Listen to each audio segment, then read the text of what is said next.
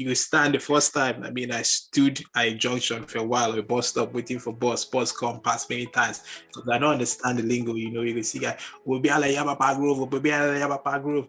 No, you'll be more of Fuchia. As you peer into your spirit, as you peer into yourself, as you reflect, you find your chi.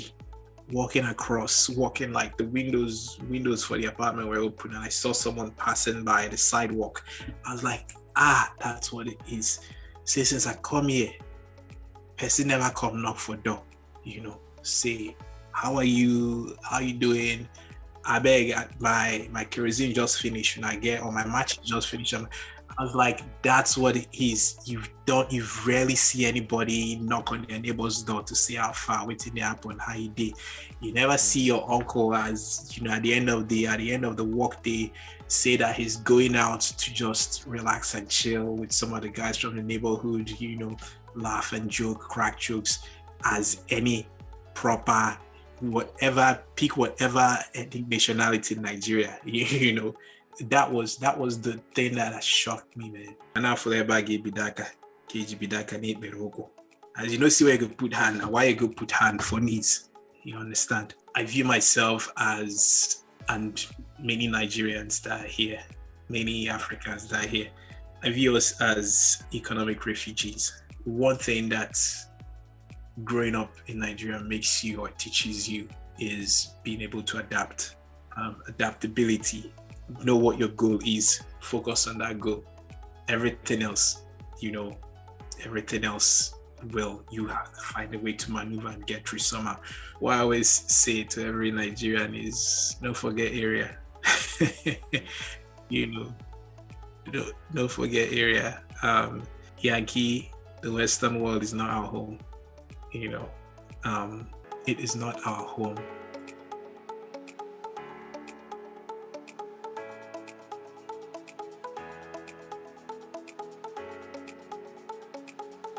Hello.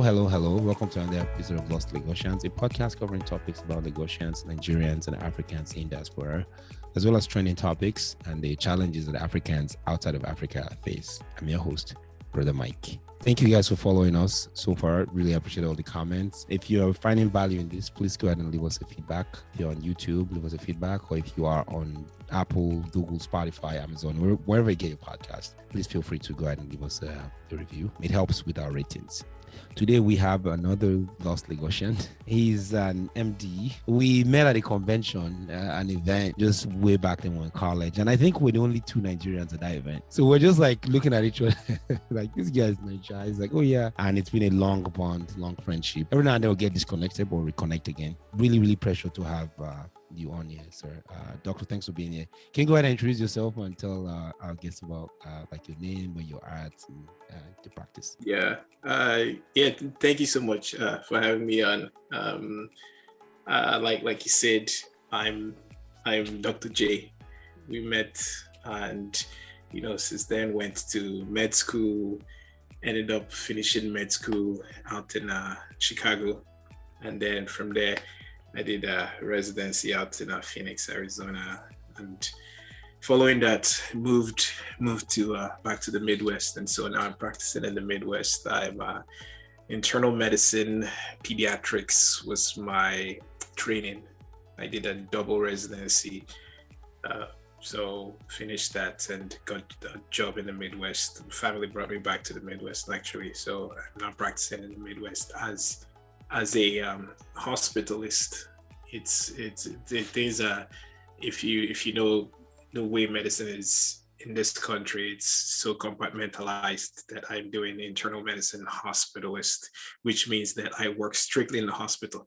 I don't do any job in clinic, nothing in clinic, so everything is hospital based. So that's a brief background. Yes, thank you for being here, Doctor. Really cool to have you on. You are the second doctor we're having on the show. Coincidentally, we had another doctor earlier, a couple of episodes ago, and he also happens to be in the Midwest. So looks like all the Nigerian doctors, there's quite a few of you out there in the Midwest. Is it because of the weather? The Midwest is nicer. I mean, what's it about the Midwest? Like a lot of people just like, you know, especially doctors going to the Midwest. Man, I can't speak for anyone. For me, it was strict. I came here strictly for a family. Family was the thing that brought me here. And the longer you stay here, the um the more you realize the value of family and how it's necessary to keep family close, to keep friends close. And so that's what brought me here. I've heard different things from different people, honestly. Um, I know that for Nigerians, right, we always look for a place where we have community, right, where you can connect, where you have community, where you have things that are particularly to Nigerians that you can access, because you're in a foreign land. So those are things that you keep in mind when you're trying to find a place to live. And I'd say certain cities in the Midwest offer that. The other thing that we all also pay attention to is being able to be in a community where you can thrive and raise a family, right?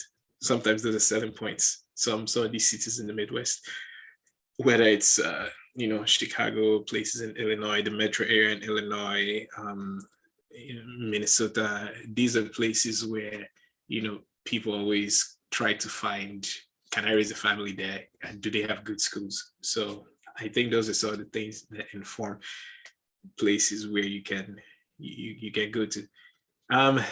I think the other thing is diversity. Sometimes you got to consider diversity, and there's a sizable population. There's a sizable Nigerian population, Africans in diaspora, African population in Chicago in the Midwest, Ethiopians, Somalis, Ghanaians. So I think those are some things that I've heard from other people that's inspired their move to the Midwest. Perfect. Thank you for that. And for those international audience, the Midwest, they're about, I think, a dozen states like Wisconsin, South Dakota, Ohio, Nebraska, North Dakota, Minnesota, Missouri, Michigan, Kansas, Iowa, Indiana, and Illinois. So, Doc, what's your connection to Lagos particularly? What do you remember about Lagos? In this show, we talk about Lagosians and their background and how they're able to thrive, particularly being in the Midwest. So what's your story or fond memories about Lagos? Oh yeah, that's a good question. I spent time in Lagos. I grew up in the southeast, but ended up spending time in Lagos before I left Nigeria. I think I spent the whole year in Lagos. Okay. I spent I spent time and kind of like had to learn, gain that Lagos sense. Yeah, the Lagos sense, yeah. I mean, I was in Ikeja, Alausa, right, for a little bit. So that whole like Allen Avenue axis, man, all the way to like Yaba. that was kind of like my axis at the point, So spend time in Lagos for a bit, learn how to enter all these like Danfo, or even understand the lingo the conductors use. You go stand the first time. I mean, I stood at a junction for a while, a bus stop, waiting for bus come past many times because I don't understand the lingo. You see guy will be like Yabapa Grove, will be like Yabapa Grove. I'm like, what does this guy say? Eventually I asked somebody, I'm trying to get to Yaba. Listen, the guy is saying, oh, maybe Allen Yaba Palm Grove, Right. So those are like the bus stops. So so it's chanting like this side stops. Yes, exactly. Oh, wow. Okay. Exactly. Okay. So honestly, tell you the truth, spending that year in Lagos was great for me. I think it's kind of like it shows you quickly that there's no place like Lagos. Like Lagos is distinct, and if you feel survive for Lagos, if you survive anywhere. That's right. I don't care where they send you. With this caveat though, it depends on where you did for Lagos. You understand? I don't know if you guys survive in if your axis is just, or your world or circle is just VI Koi. That's another question. So yeah, VI Koi is of a different vibe, or the rhythm is a little different. Like I remember I did JAM was around that area when I did my JAM exam. There's some areas like Okadas don't get into. And then there Yeah. are some areas like the downfalls, they are restricted. Yeah. So you need to know somebody or you have to carry a cab to get in there. Exactly. But like we're talking about your Okwebi Island, Yaba group, for example, that one in particular, if you are in Okwebi or Island or Yaba, you have to like take it in the sense that you make an action. Otherwise, downfall will come and you'll be like, this guy, they go. If you Exactly. don't, you just need to be proactive. Exactly. And as funny as that sounds for me today, that still applies because my driving, I drive kind of a Lagosian driving in the sense that I'm a bit of like an aggressive driver in a good way. So I take the lane. I don't wait for somebody to give me the lane. Yeah. Let's say I'm making a turn, here in the station of driver. I just go like that. You have to take things. Yeah. Whereas other people that were not like Lagosians like me, when they drive, they're like waiting for their turn patiently, but without your group story, if you wait, they can be in the bus stop for 3 hours if you don't do anything. Exactly. And buses are coming and going. Exactly. Yeah. So you need to mentally say, okay, I need to just go and grab this. And hey, you need to move, like, hey, stop for me. Yeah. And also, something I noticed for Lagos is also you have to be like aware of your surroundings. You have to be aware of your body language, because for that setting, you don't want the day they act like say, okay, I just come. You understand? Because reality is you give off that vibe, right? If you give off that vibe, you understand. If you're unlucky, you see somebody who is looking exactly for someone like you to take advantage of. So you have to be also mindful. So I think Lagos kind of like trains you to be aware, situationally aware, aware of your surroundings. And these are all things that Lagos, imparts in you as you leave Naija, wherever you go, even within Nigeria, you understand. So, yeah, totally. So speaking about living in Naija, man, what was the experience? Was it pretty easy for you? Why the US? Yeah. So let me go back. I stayed in Lagos because there were a few things that I needed to tidy up. I was born here. I was born in Yankee, you understand. But I mean, back in the 80s, Naija was good, right? 70s, 80s, right. You had our parents' generations who would study in Yankee here, and as soon as they were done, they were packing their bags and going back to Naija, right? They had jobs waiting for them, right? So yeah, they had jobs waiting for them. Yeah, true. Right. I mean, if you check the value of the dollar to the naira, the exchange rate was almost equivalent. I mean, naira was what more? That's right. Naira was of a higher value to dollar back in the late 70s. Yeah. Yeah. So I was born here, and my parents, it was a thing of it was a thing of kind of popsy day flex more, like status symbol, you understand? So born here, grew up in Naija. Nobody say popsy even go school here, momsy go school here. Popsy was a businessman. So it was like we had relatives in the US here who encouraged him. Yeah, not because of they weren't thinking about the future in terms of how valuable the US passport would be, but it was more like the services here are much better. Consider, if your wife won't born me, send them here. So that was what happened. That's how, by God's grace, I was born in Yankee. So growing up in Naija I'm thankful, I'm grateful that my parents made that decision for us to grow up in Naija. So ultimately, when it was time to come here, my story was this. As soon as I was done with secondary school, right, with ASU strikes back in 1999, 2000, right? 99 to 98, that period, right? That was the upheaval, the Abacha years. Yeah, right. The clashes with ASU. I assessed the situation. I said to my popsy, and I remember when I proposed this to him, I was like, I really don't want to stay here to do uni. I beg, send me to Yankee. And I can still remember the night I had a conversation with him. Okay. I wasn't sure I was going to take it, you know. You weren't sure how he was going to take it. I wasn't sure I was going to take it. I thought he was going to say no. I just made sure everything was right that night. You understand? Mm-hmm. Came back from his trip, Sibina. I made sure his shoe was taking his slippers, water, make him bath well, make sure say the water at temperature when he understand everything. Yeah. It's like you're bribing him. Well, yeah, exactly. That was when time to chop, you make sure say, yeah, everything was okay.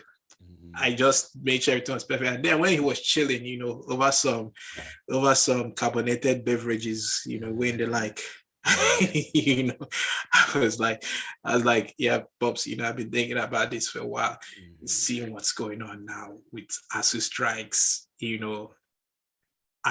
don't want us to do uni here. And kind of what was also a selling point for me was the angle where I think now say, I know that if I study hard, I can get scholarships.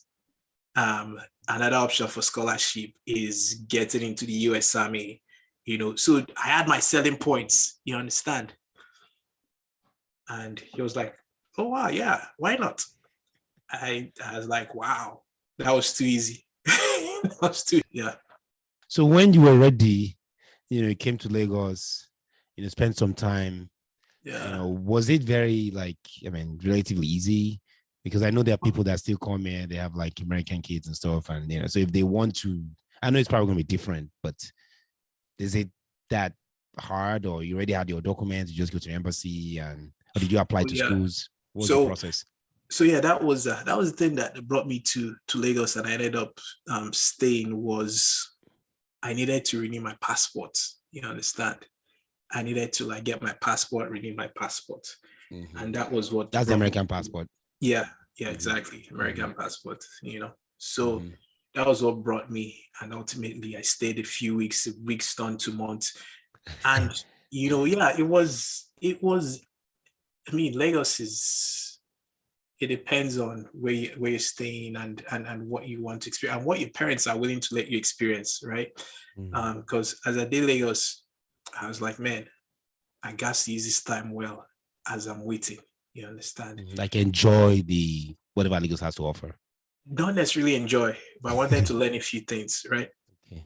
I know Saturday, come on, Naija. You understand? Ultimately, that was the goal. But a few things had to fall in line, had to fall in place. One was, if you come Naija from Yankee, you got to get way good day for Yankee now. That's true. Host. So exactly. So my dad's brother, who'd been here at the time for 20 plus years, had to be willing to let me live with him.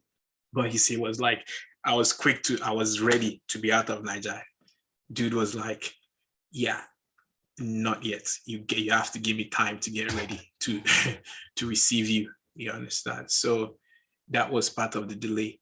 And then while I was waiting in that interim period, when I was in Lagos, I was using it because I knew I was leaving. So then computer literacy, it's not something you learn in school now. So I used that opportunity to get computer literate, to get internet savvy. Not be Yahoo boy, but internet. I know how to browse. Yeah, exactly. Open an email account. Exactly. Know how to check email. All those things. Check email. Yeah, so, yeah. So it wasn't. It was relatively easy. It was chill. It was interesting learning how to navigate the Lagos scene. The Ikeja scene. So yeah. So you came to the States. What was the cultural shock like? Well, it wasn't much of a shock, because think about it. We are socialized to Western norms in Nigeria, right? I mean, think about it. Anybody when they grow up for Nigeria, a young, anybody who's young, right? We're socialized to Western norms. We want to go from playing football to playing basketball, right? Listen to rap music, right? we think, yeah, hip hop, right? We think that back then, that spaghetti was the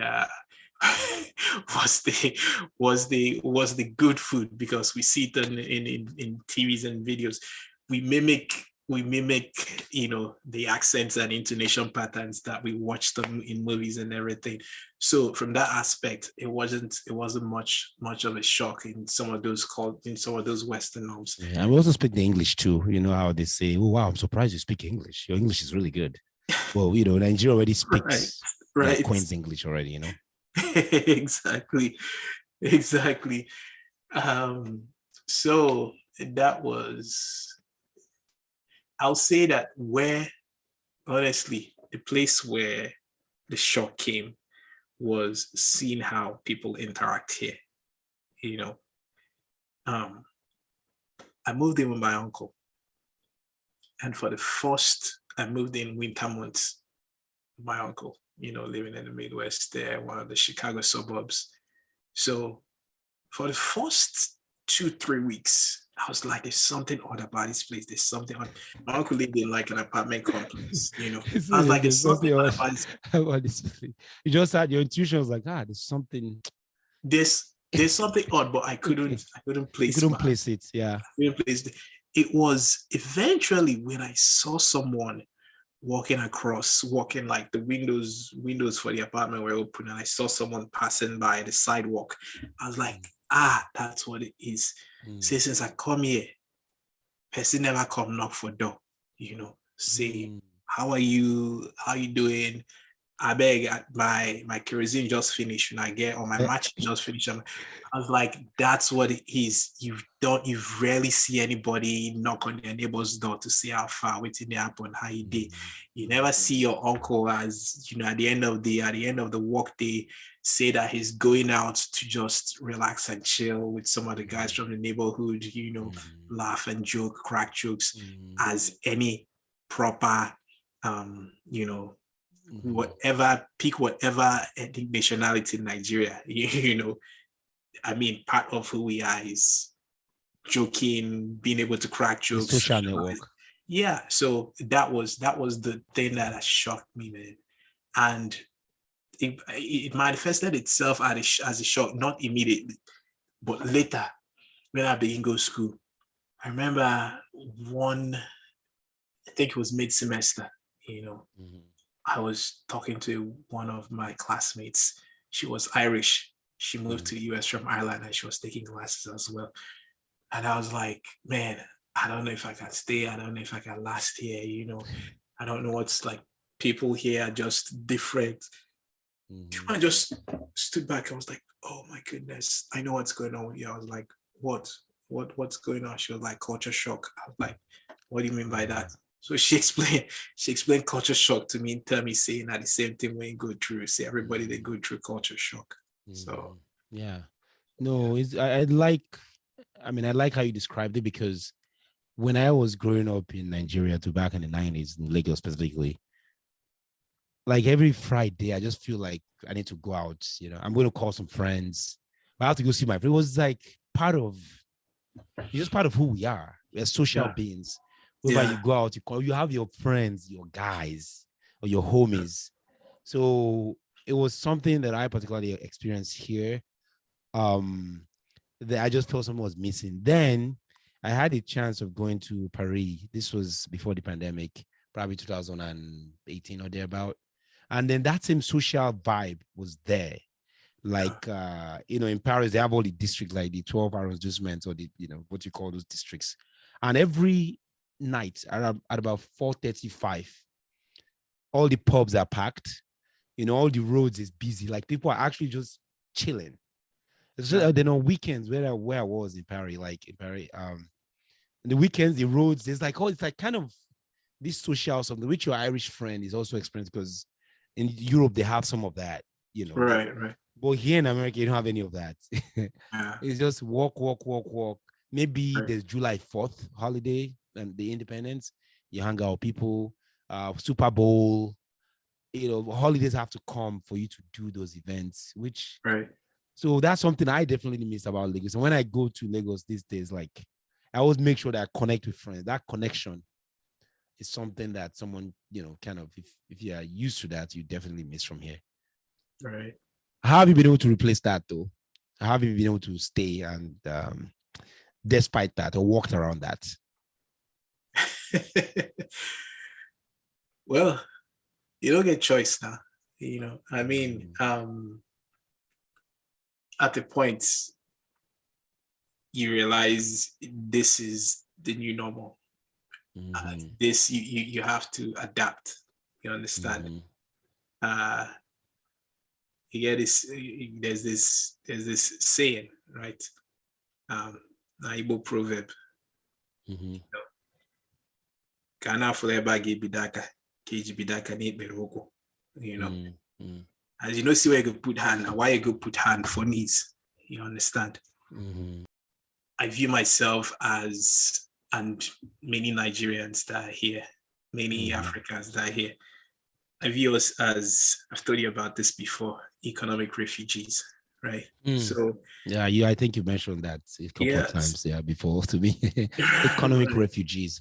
So not having too many options in terms of I mean, one option would be going back to Naija to go and face, everything that was going on, the dysfunction. At that point in time in my life, that wasn't even part of the equation. So essentially, I was left with only being here, and I had to make it work, right? So one thing that growing up in Nigeria makes you or teaches you is being able to adapt. You understand? Adaptability. Know what your goal is. Focus on that goal. Everything else, everything else will, you have to find a way to maneuver and get through somehow. So to answer your question, I just kept my eyes on the goal, which is I came here to get an education, to study medicine. And so I did everything I needed to do. And thankfully, this is where the network of family comes in. So by God's grace, I get family, friends that helped me stay focused. I had an uncle who would always say, look, if this is what you came for, right, you have to always keep in mind specific things. Those things are GPA, your grades. You don't have to work as hard in terms of working to get pocket money. You understand? If you're focusing on getting pocket money or getting money where you carry flex for Naija, tell people say you don't land. No, forget that rubbish. Just your grades. And so having family, having friends as well. I had a friend who there was a time when I was facing something challenging. Dude just stopped by, sat down with me in a coffee shop. I'll never forget this. Sat down with me in a coffee shop, said, okay, the end goal is med school, right? End goal is to be a doctor, right? These are the steps you guys to take. He was like, number one. And he said he broke it down in terms of years, like year by year by year. Okay. Wow. He was like, you need 4 years of undergraduate, you need your undergraduate work. 4 years, you should be done with that. Boom. 4 more years of medical school. Boom. Then residency. Boom. The things that you need to get you there. Number one. Boom. He was like, you have to get experience that will make you stand out. So one of the experiences he recommended was working in a nursing home to put you in that medical field to get that exposure. So having friends, having family, and staying focused. But things in this life and achieving something, or looking at my journey, I don't think I would have made it if God's grace, if God wasn't there, if God wasn't the cornerstone. You understand? Like keeping God close and God being the cornerstone to direct everything. Because I would say that was the That was everything. God's grace and blessings overrode and oversaw everything else. You understand? Put me in the right situations. So that was essentially I like that, because I myself, I'm looking at your journey and your success journey, how we met, when we met, where we met. But there was just something about, I don't want to say maybe fire, like you had this hunger, which really made me automatically attracted to you. Like, wow, this guy is going somewhere, knows where he was going. Because I think we met at what is it, like a yes, an academic fraternity, right? Right. It was the academic fraternity for for people who have a certain grade and certain GPA and keep it. Yeah. Right. And we're the only two Black people there. Right. And then, so I didn't think you'd be Nigerian. I just, okay, who's this other Black guy? So, but the point I'm trying to make is that, that vision and the dream, just being consistent. A lot of people come here and maybe they have to do like a medial job, and they all have goals. And I think if someone is determined, and I like what you said about God being the cornerstone, anything is possible. Anything is definitely possible. Speaking of ASU, you mentioned earlier about ASU. I just wanted to say ASU actually striked. I don't know if they've called the strike off like earlier this year, this 2022. So I hope they've called the strike off. But it's kind of a thing where, back to the beginning when you're talking about your parents and how they wanted to go back home. And it's sad just to see that we can't have that kind of feeling that, hey, I want to go back home, because Nigeria is a better place. You're saying you're wondering if we're all destined for greatness. Yeah.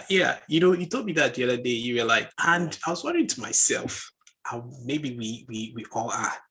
You understand? Mm-hmm. Maybe we all are destined for greatness. Yeah, maybe we all are destined for greatness, but maybe what separates those who make it to greatness and those who don't is how you apply yourself, right? Or whether you realize that really, we're all destined for greatness and the sacrifice they're willing to make. So the Igbo proverb I told you about, right, is knowing you'll be more of Fuchia. As you peer into your spirit, as you peer into yourself, as you reflect, you find your chi, right? And chi, there's different ways of looking at chi in like Igbo theology or Igbo worldview. One is the big chi, which some also see as chu, right? And the other one is the chi, the essence of who you are. You understand? Which really ties you, which comes from God, which links you to God. That's your calling, your destiny, or what you were meant to be. Your essence, right? Essence. That's your essence. And that essence, I read this in passage somewhere, that your chi is your faith trust. The chi is your destiny trust. So like a bank trust, it holds your destiny. Okay. Right. So if you want to get that destiny, right, the question is, how deeply do you look in? How deeply do you apply yourself? Soul search. What sacrifices, exactly. So what sacrifices are willing to make, right? There's also that saying, if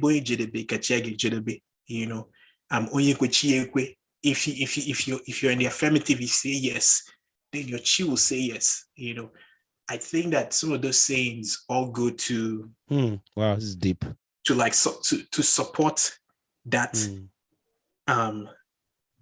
That's what you remember how I started this conversation, that maybe everybody is destined for greatness, right? So I wonder, maybe based on how you apply yourself, based on how deeply you're willing to reach, based on how far you're willing to go, what sacrifices you're willing to make, what lines within moral rights you're willing to cross, in life to make it. Maybe that is what determines who becomes great and who doesn't become great, even though maybe God has greatness planned for everybody. You understand? But what separates who gets to that final destination of greatness and who doesn't, depends on all those things: drive, the sacrifice, your passion, all of those things. Yeah, very good. And how you were talking about earlier, what you were talking about earlier is how you stay focused. You had a meeting with your friend at the cafe. Year Right, one, this is what you do. Year two, this is what you do. This is your roadmap. And right. that influenced you significantly to just, you could do this. You could do this, Yeah, So people sometimes don't have that person in them or that yeah. person around them to put them on track. And Right. me with your friendship, I know every now and then we're going in and out, because you're busy. We were in Illinois together, then you moved, I moved and stuff. Yeah, But knowing that you're doing well whenever we reconnected, so that friendship also helped me to become somebody. And that also vice versa helped you become somebody because you had a friend that you absolutely. met at this sorority and Absolutely. so Yeah, that does help because every time we caught up was always like, oh, this is what you're doing. Okay, I'm doing this XYZ. So it that definitely helps. does. So point is It have does. friends around you that are like-minded. Oh yeah. Iron sharpens iron, right? Mm-hmm. Iron sharpens iron. So you really have to be mindful of who you who becomes part of your circle. There's Mm-hmm. and Become part of scripture, the circle. scripture actually talks about this. I recently I've been going back and reading kind of like parts of the Bible that focused on leadership. Um, not Right. necessarily like overtly like talking about leadership, but the lessons that for instance, that Joshua, you look at Mm-hmm. Joshua, you look at what he did, Mm-hmm. you look at David, you look at what David did, you look at so some of those books, and then going back to look at some of the books Mm-hmm. of wisdom. I was raised in the Catholic tradition. Okay. Mm-hmm. So recently I've been reading Ecclesiasticus, which is Mm-hmm. part of what they call the Proverbs. apocryphal books, Is right? that after Proverbs? Ecclesiasticus is not in the Protestant Bible, so-called Protestant Bible, right? Oh, okay. It is in the Catholic. The Got it. Catholic. Yeah. But there's a ecclesiastic in the book of Yes, Ecclesiastic. That might be yeah, like a scratching the surface. there is. This one is Ecclesiasticus, but it's also called Sirach. I'm gonna have to look that up. Sirach. I'm gonna have to look that up. Yeah. Yeah. So it talks about this thing, friendship. Hmm. Get the chapter, but there's a specific chapter there, and it's become one of my favorite wisdom books, like one of my Hmm. favorite old wisdom books, right? When you talk about like wisdom books and Bible, but it Hmm. talks about this thing that you just touched on friendship, Hmm. and knowing the people who surround you, you know. Hmm. Yeah, regards to you have to be selective, bros. Hmm. There's a Hmm. stage you get to in this life. You have to be Hmm. selective of who becomes that inner circle. As we wrap up this episode, do you have any final parting words or parting thoughts for our audience? Oh yeah, absolutely. I would say what I always say to every Nigerian is don't forget area. Hmm. Don't forget you area. know, Say more. don't forget area. Yankee, the Western world is not our home. You Hmm. know, it is not our home. I Hmm. think sometimes we get caught in this mindset of I've left Nigeria. I'm no more going back. Never ever going back. And you can't blame anyone because uh, Nigeria is a difficult place, it's a complex place. But the reality is, the longer you stay here, um, the more it becomes clear that this is not home for so many reasons, right? And so, because this is not home, the question that I always ask myself is, how can I fix home? You know, we individually as Nigerians and collectively have to begin to ask ourselves those questions. How can we fix home? It doesn't have to be something cataclysmic. It doesn't have to be something, immediately um, shattering in terms of what you can do. Just ask yourself, what is your talent, right? And how much time can you give? And for those, especially for those of us who've made it to a certain point, who've been blessed to a certain point in this country, it's necessary to begin to ask that question of what can we do to make them better? What can we do to build our country? Because those who have been elected, I don't call them leaders. They really aren't leaders. The elected officials, the rulers, call them whatever you want, but not leaders. They've essentially abdicated, and broken every social contract that they made with the people, squandering our commonwealths. So, because of that, we who've been blessed with certain things, with certain talents, with certain gifts, affluence, whatever, we need to begin to ask ourselves, what can we do? One of our favorite pastimes as Nigerians is when we get together, we talk about the problems in Nigeria. That's one of our favorite pastimes. If I meet you and I never meet you before for airport, how far you just like, man, that country, man, this, that, in fact, ask to just try. Hey, you mean fuel, lights, no day. I'll just go on and on. So my pattern is this: definitely keep that in mind. Don't forget area. Secondly, ask yourself, and we should ask ourselves collectively as well, what can we do to help that country better? Because if we don't do it, nobody will. Thank you so much. I really, really appreciate that advice. So that about does it for us here today. Thank you guys for tuning in. Thanks for being here, Doc. And we'll catch you guys in the next one.